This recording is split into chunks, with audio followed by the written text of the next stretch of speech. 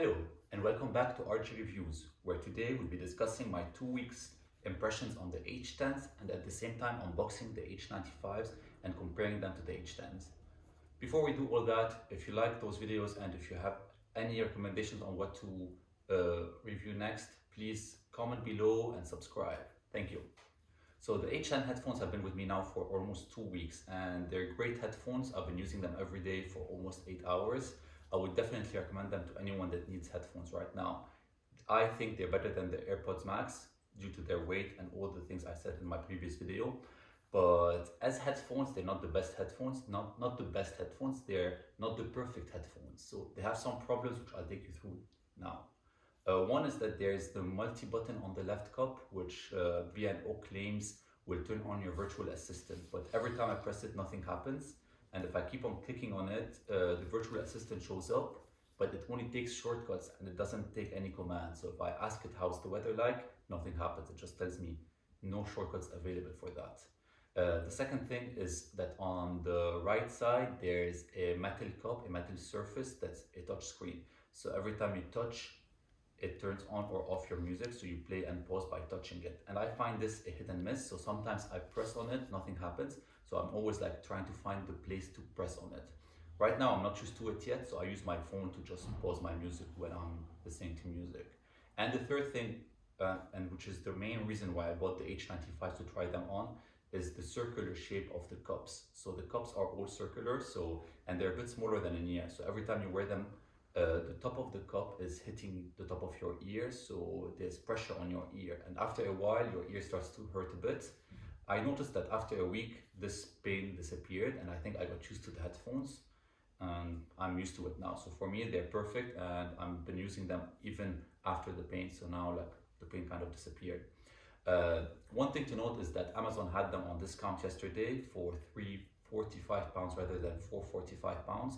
So keep an eye out on Amazon for them, because next time if they're £100 discount, I think they're a bargain.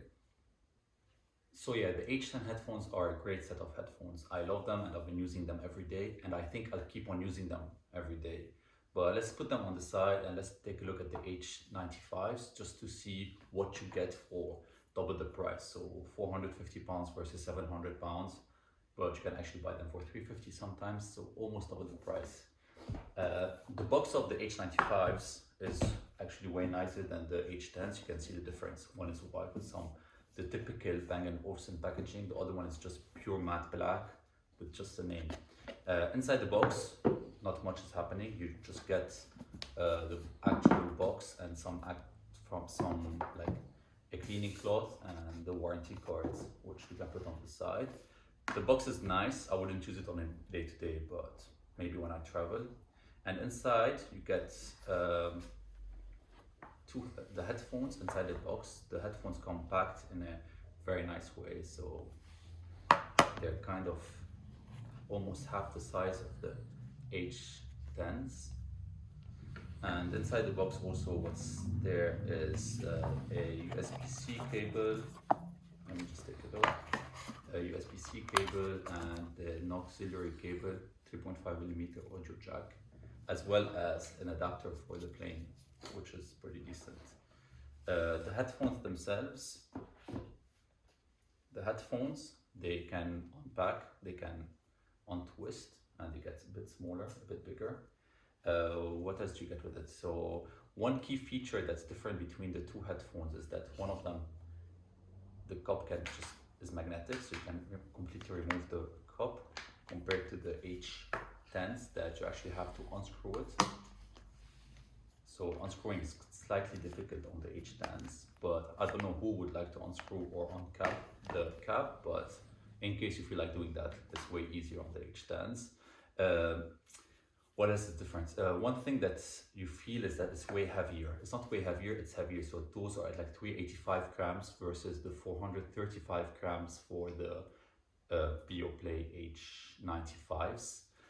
And they're actually much better built. You can feel they're solid, and they have titanium drivers versus the normal drivers that you get on the H10s. So basically this is where the music difference happens. So when you have titanium drivers, you can actually hear better the music, and you can hear all the different instruments in a band or in an orchestra or whatever you're listening.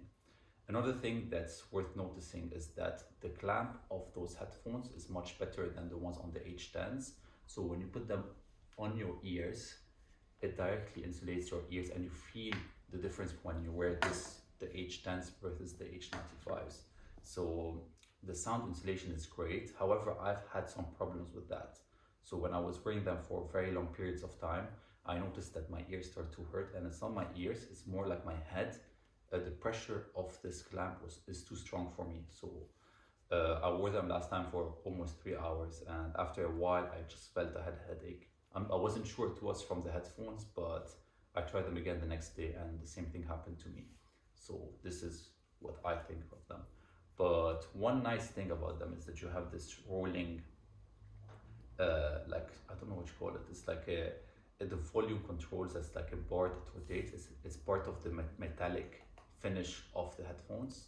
They rotate from one side, and the other side is to control your noise cancellation level.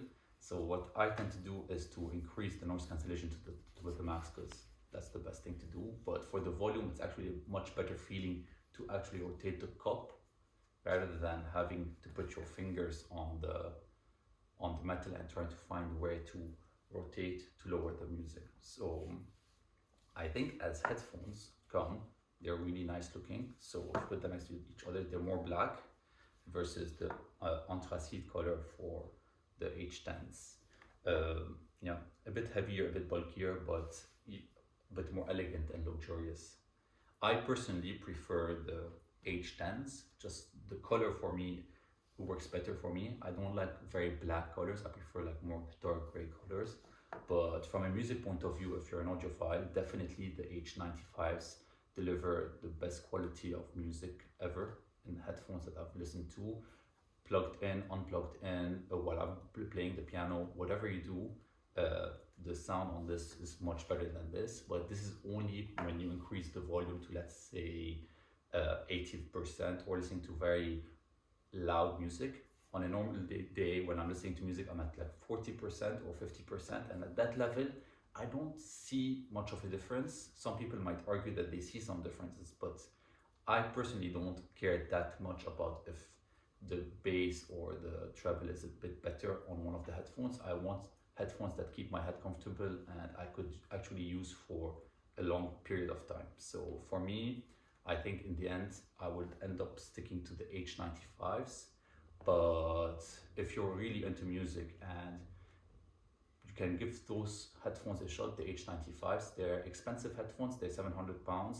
The noise cancellation on them is absolutely fantastic. It's way better than the H10s and the sound is great.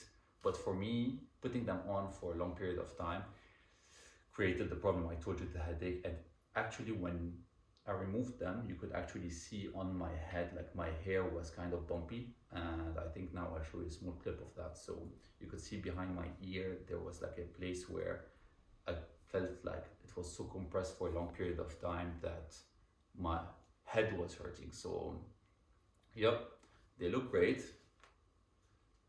but I couldn't actually wear them for a long period of time. So, yeah, I hope this helps you compare the two headphones, the H10s and the H95s.